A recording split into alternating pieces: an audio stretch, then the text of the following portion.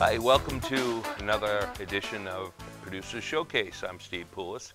I'd like to change gears a little bit and talk about something that most of you are probably familiar with in the city. Every year, sometime around this time, we have a health fair put on by UNE, usually at the community center in Biddeford. Well, this year it's actually at Thornton Academy, and today I'm lucky enough to be joined by a medical student from UNE. And if I don't say her name right, I'm going to shoot myself, and then I will need a medical student to take care of me. And it's Jaha. Your first name, of course, is Jeannine, so I still screwed it up, but okay.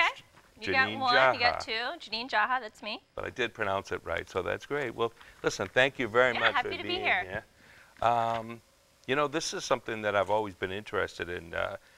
I've seen it in our building actually was, or our studio was in the building that you had the health fair for a number of years. So I've seen it firsthand, and I think it's fabulous. I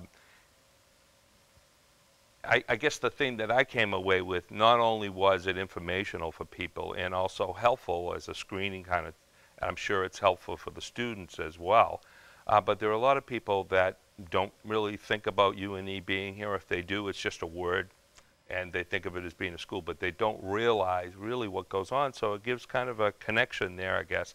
Is that kind of the purpose of this whole thing, is to? Yeah, actually, that's really one of the biggest motivating factors, is that we, as students, really want to connect with the community that we're a part of.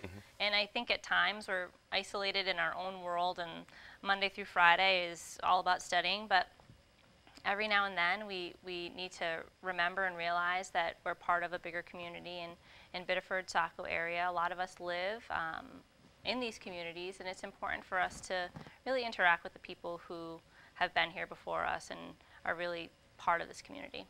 And as I mentioned, it's been at the community center, which actually the last few years has been in a turmoil kind of over there, because they had to do a lot of reconstruction for the gymnasium and the whole area. But this year, you're having it at Thornton Academy. Is this the first year for? Yeah, this is the first year at Thornton, so it's going to be in the gymnasium.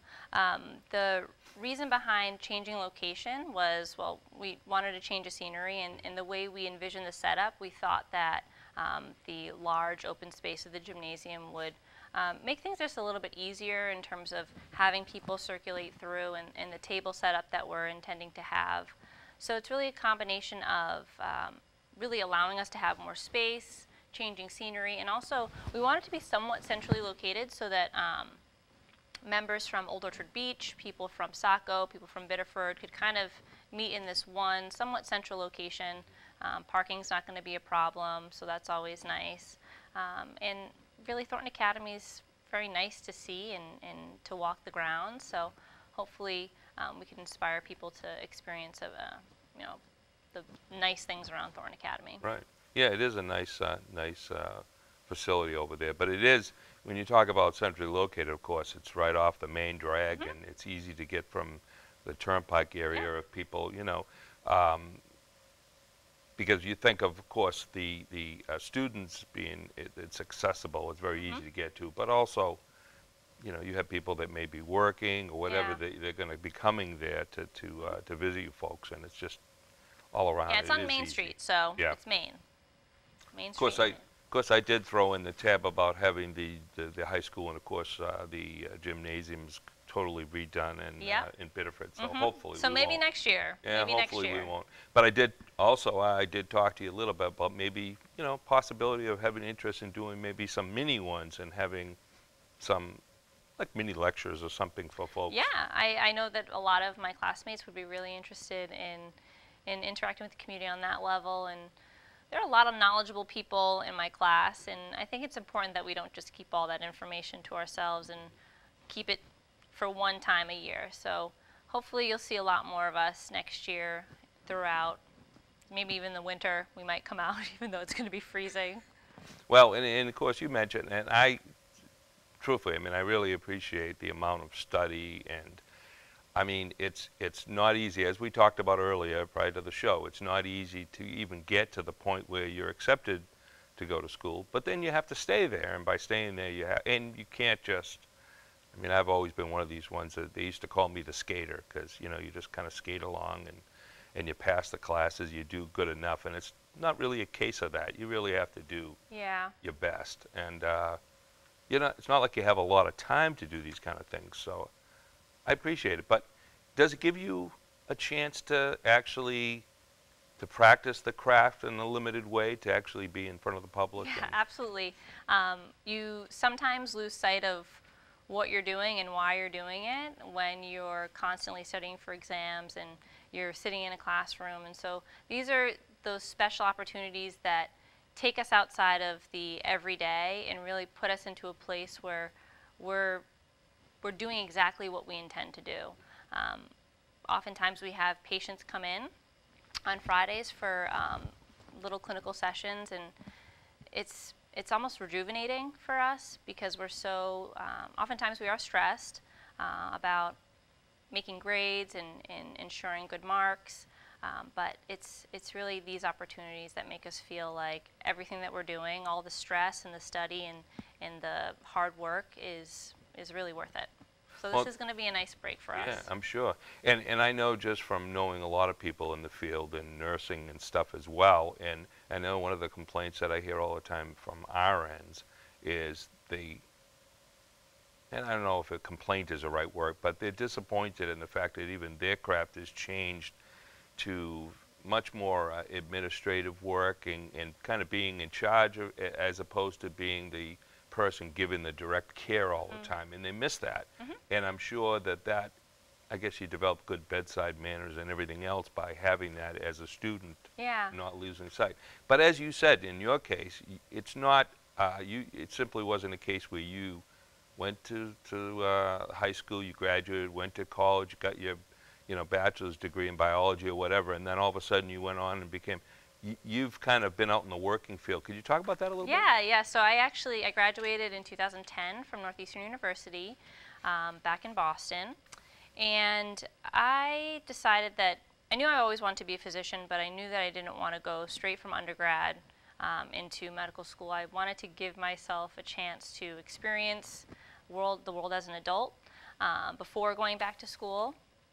And strangely enough, I actually enrolled in a master's program so that I never really left school per se. But while I was getting my master's in public health from Northeastern, I was also a health teacher at a local high school nearby. So I was teaching in the daytime and then a student at night. Wow, and talk about teaching. We're not talking about, elementary age kids. We're talking about high schoolers. So that was, boy, if that didn't prepare you, I don't know what would. I mean, that was actually, that was actually probably, I will always take that experience with me. My students to this day, they'll email me just saying hi, checking in. I went to visit them a few weeks ago, and they're just the best. It was really a transformative experience to be a high school teacher, and a lot of my students in Boston were from neighborhoods where violence was really prevalent, drugs were common, mom and dad were not really present, and education was really their only way out. And so for me to be part of that, and also for me to be part of their health promotion and really helping them and encouraging them to develop healthy habits and telling them that the world around them that they experience on a day-to-day basis will not always be the way that it is now, and that they can go on to better things if they can maintain their health and focus on education. And I know for some of my students I was able to do that, and it was really rewarding. So, and they're also sophomores in high school and freshmen in high school, so teenagers are a whole different animal to deal with, but they were fun. Yeah, and it's kind of funny because I'm thinking as you're speaking about that, being a health teacher, of course, you're hopefully getting kids to develop habits before they have health issues. Now you're almost on the other end of the spectrum where, well, although not necessarily because DO. Well, I guess that's my next question. Why DO and not an MD? Well, that's a great question. There's an ongoing conversation about the differences and the similarities between a DO and an MD, and the similarities are pretty significant. We both have responsibilities that are the same, including prescribing and surgery and general practice. But really the distinguishing features lie in the focus and in the mission. So with osteopathic medicine, we really have these tenets that guide us in terms of our practice, and we see a patient as a whole unit rather than compartments or symptoms. And this is really a mentality that a lot of physicians, regardless of DO or MD, are adopting. It makes sense now for us to see the patient head to toe, mind, body, and spirit for all that they are, and that can be really telling to how they present with disease and how disease manifests, and whether those things are really obstacles to them achieving health. We also strive to see, even in disease, where the patient has health, and we try to capitalize on that. We also have osteopathic manual medicine, which is an additional tool for us to use so that we can aid in really a variety of conditions, whether it's rehabilitation, even certain treatments for cancer patients. We can ease pain, joint movement, joint motion, really a number of things that you probably wouldn't expect to be so connected to your daily life. Everything from how well you breathe to how well certain fluids in your body move around. So we just have a different focus, somewhat of a different skill set, but again, the similarities are definitely there. But a lot of the differences lie in the mission of and the focus of osteopathic medicine. And the physician who founded osteopathic medicine was actually himself an MD, and he branched out. That's interesting. Yeah, so Andrew Taylor Still, he was actually an MD, and he founded osteopathic medicine. And actually, I think he, in the inaugural class for osteopathic medicine, it was co-ed at a time when there weren't really hardly any females allowed to practice, to actually enter medical school. There were a few at that time in MD schools where women were enrolled, but from the start, Andrew Taylor Still let us in. How nice of him. How nice. Thank you. What a guy. Thank you, Dr. Still. You know, it's funny, though, because my doctor is a woman, Dr. Christine Handanos. I don't know if you know her, but MD. But, you know, it's funny. She's young enough that I oddly enough, never looked to see whether, I knew she was a doctor, that's all I cared about. And she's an endocrinologist as well. But the way that she would prescribe treatments and medicine and everything, I assumed she was a DO. And it turned out she isn't. So that fact that you were saying how you see a lot of MDs nowadays, there's a lot, what would it be, convergence or whatever, there's much more, I guess, understanding about the fact that there are, I mean, even when it comes to prescribing acupuncture and everything, or even some of the herbal type medicines and everything. So complementary medicine is, and integrative medicine is huge. These are really things that are gaining popularity, and there are certain pockets of medicine that you'll see this in terms of like veterans, for example. They're incorporating different complementary medical techniques, whether it's acupuncture or mindfulness, yoga. So different things that years ago we wouldn't have paid any attention to are starting to become accepted and incorporated into regular practice. I guess that means you have it right.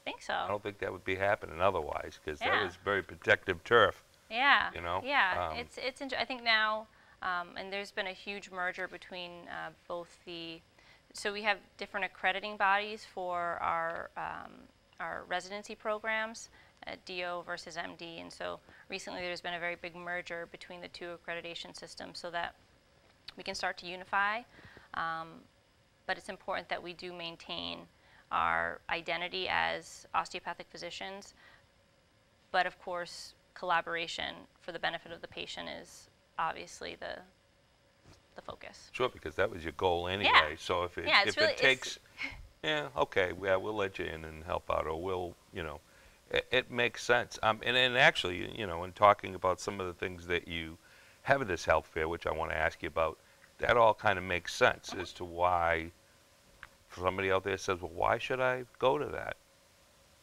Well, that you kind of explained it too. The fact that you're kind of it's a whole. It's not just about doctor, my arm hurts.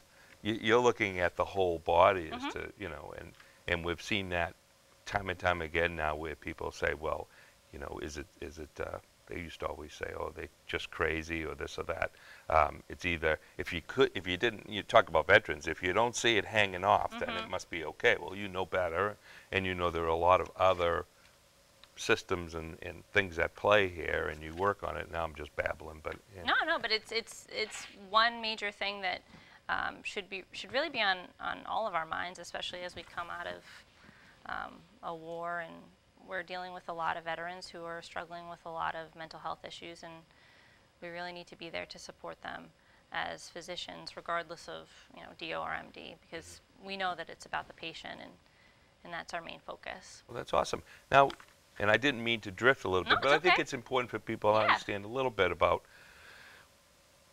looking at the health screenings and all the type of programs that you are going to be. I know at I know at the community center you had people that were I guess physical therapists that were actually doing some things in massage therapy and all kinds of things. Can you talk about some of the? Yeah, so actually I'll use this as an opportunity to clarify. So we'll have, and I hope that people can come, because it'll be a great opportunity for folks to learn a lot more about osteopathic medicine, because there are some similarities that people may associate with chiropractors or massage therapists or physical therapists. And it's really important that we highlight the fact that those different healthcare providers can adopt similar techniques that we incorporate into our practice, but they look somewhat different. And for us, we're using them as an additional component to a person's healthcare treatment.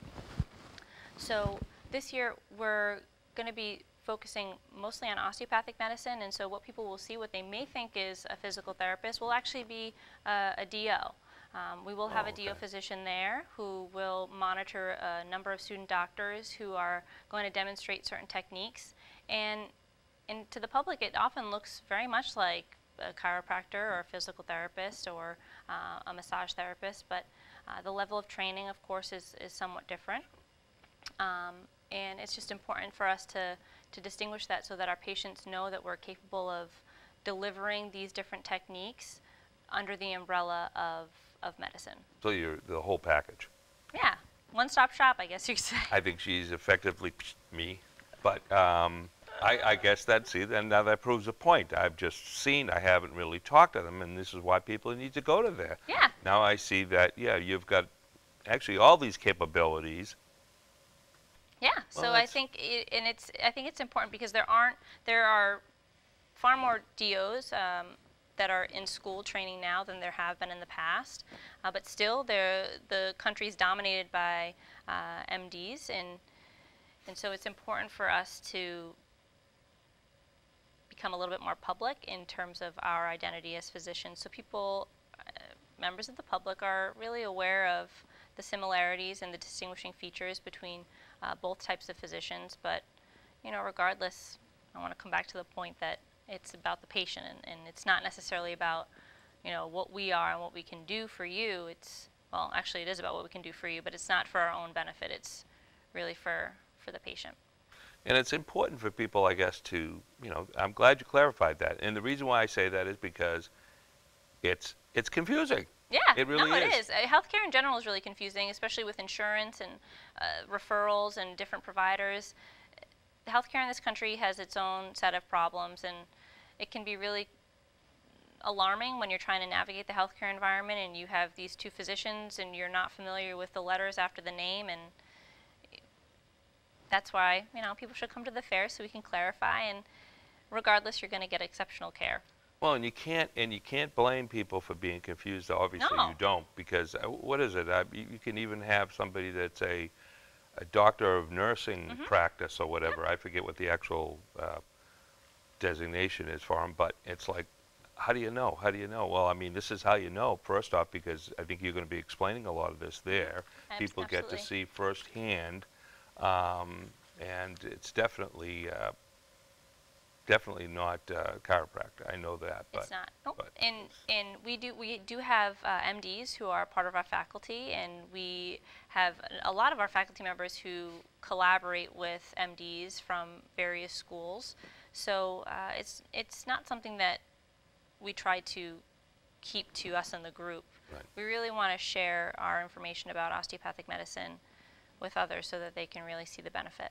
right. Well, that's excellent. I mean, obviously, it's great to be able to share it with the public, so Yeah. we get it straight, and there's nothing to be concerned about. Oh, I want to go to a real doctor. I've heard people say it. Yeah, Not we're recently. real. And not in the recent. I'm Yeah. talking about years ago. People Yeah, would say. and that's it's a stigma that we've thankfully kind of come out of, although it's there in some pockets of the country, but we're real doctors. Well, that's it. Well, I knew that, obviously, but there are a lot of people that it's funny they don't. They, especially the elderly, and it's Yeah. unfortunate because it seems to me that the type of medicine that you practice, really, it's probably far more beneficial to even like seniors, for instance, because like you said, you've got the whole kind of package, and there is always Yeah. more than one thing kind of going on. And the nice thing about osteopathic manual medicine is that regardless, so for each age group and each life course, there are diseases that are going to be more common and treatments that you can apply for that particular population. And so for our elderly patients, we have a whole host of techniques that we can use for the common problems that they're gonna face. And of course, for children, it's going to look different. It's going to look differently from a pregnant woman to a 4-year-old, even to an infant. So you really can apply osteopathic medicine across the life course, and it's going to look different depending on the condition of the patient, the age of the patient, and the needs of the patient. Now I'm going to get it with this one, folks. Uh-oh. What is considered elderly these days? Anybody older than? Well, I mean, I guess whoever gets the discount at the Old Country Buffet. Not me. I heard I asked that to somebody one time, and they said, it's probably true. It's not necessarily anymore an age. Yeah. Because there are people that are 50 years old that are elderly, that they don't go out, they sit Yeah. home, and they're... Well, chronic disease is Well, and I mean even... partly to blame, Well- I think, because I think, the baby boomer generation has a huge disease burden. I mean, I know my grandparents, they're 75 and 77, and they're, knock on wood, they're in good health. I mean, they certainly have their problems, but it's not like my aunts and uncles who are dealing with type 2 diabetes and high blood pressure and high cholesterol, which are all things that are health behaviors that you adopt through poor diet and lack of exercise. I think my grandparents' generation knew to eat their vegetables and to not have, too much salt. And I think we're starting to get back to that. we are, and I feel it. I know it. I think a lot of people in my generation are. I think there are people in my generation who are more conscious of health and more aware of healthy eating and fitness. But of course, I'm from New England, and if you go to different parts of the country, it's not going to be the same thing. Right. Especially if you go to a different neighborhood, and it's not going to be the same case. Right. So, sitting in a classroom full of medical students, a lot of us know about ways to stay healthy. So my view is somewhat skewed. Yeah.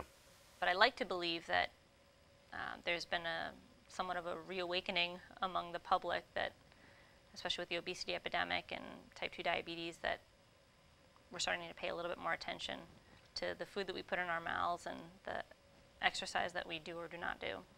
I went up to California this past summer and visited my stepson and his wife, and have 2 grandkids out there. And when I came home, on the way home with my wife, I thought I was turning into a rabbit, because I was not used to having raw vegetables all the time.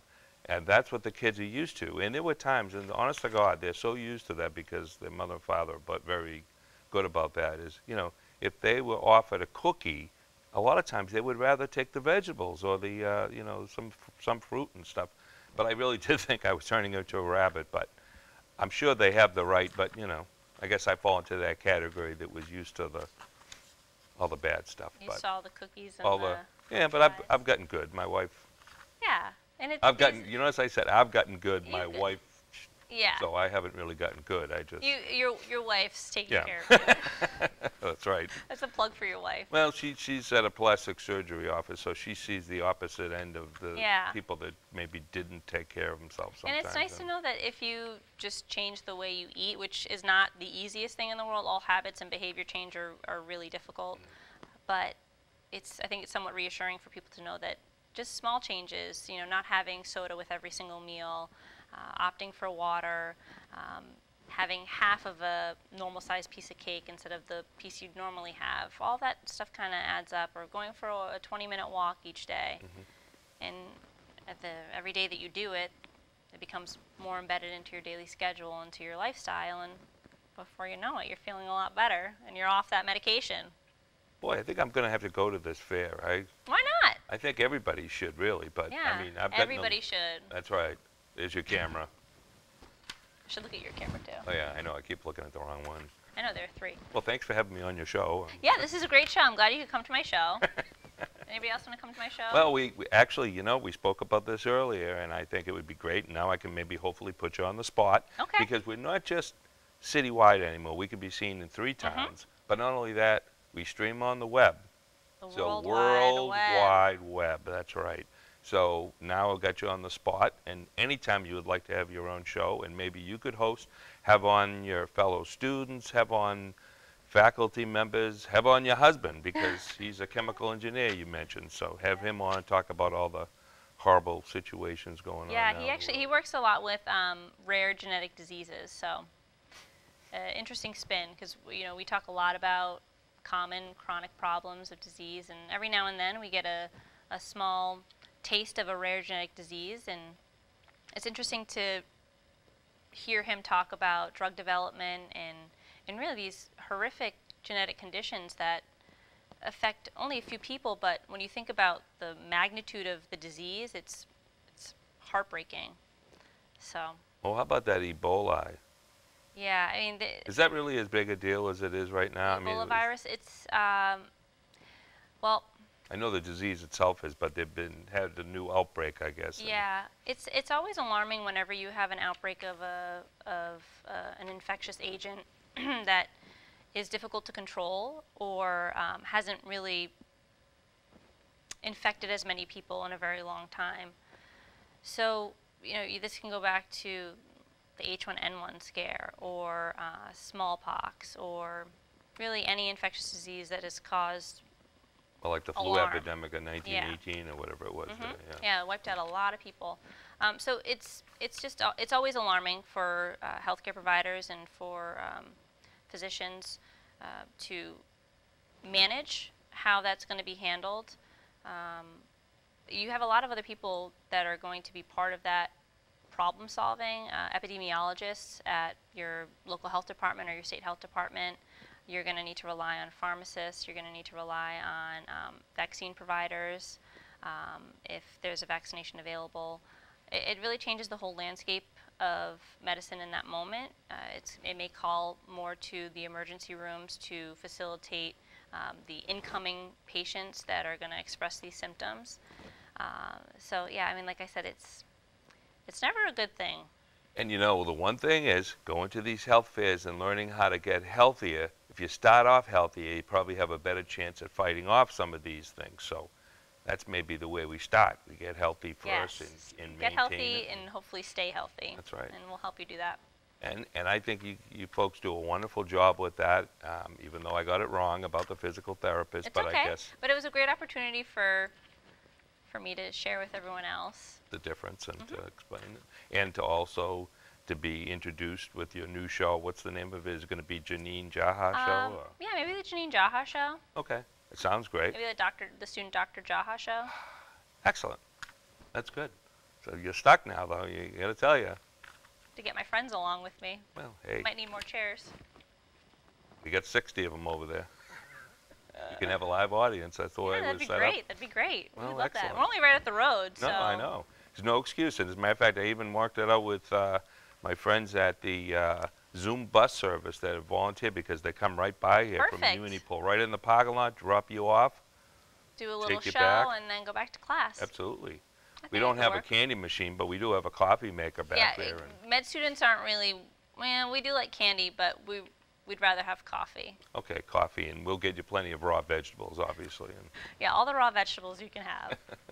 Janine, thank you very much for Thank being you. on the This show. was I great. hope I wasn't too,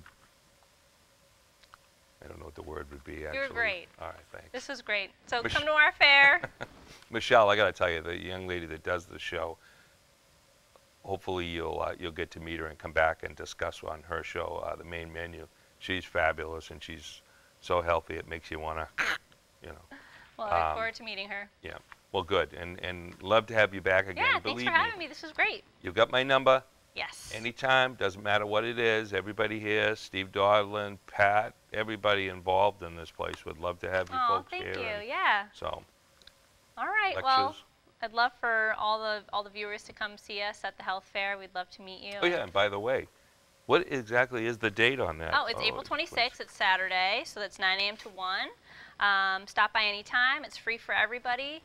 Show up, and we'll greet you with a smile. Yeah, it's going to be a great event. Hopefully, the weather won't be winter-like and will be more spring-like. Of course, we Great.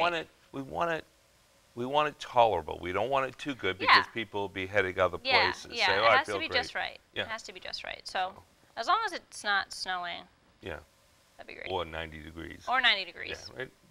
I don't think that'll happen, but thank you very much for Thank being on you. the show. And folks, thanks for tuning in again to Producers Showcase. I'm Steve Poulos, and don't forget, I've mentioned this on a number of the shows. I'm not the host. I mean, obviously, if you recall, the host of the program passed away a few years ago, Roger Paincho, and we were looking for a replacement. So if anybody thinks that they would like to do this and sit in the hot seat over here, but get to meet fabulous guests like Jeannine, hey, this is the place to go, you know, or come, as it were. But thanks again for watching, and look forward to seeing you again. Bye. Thank you.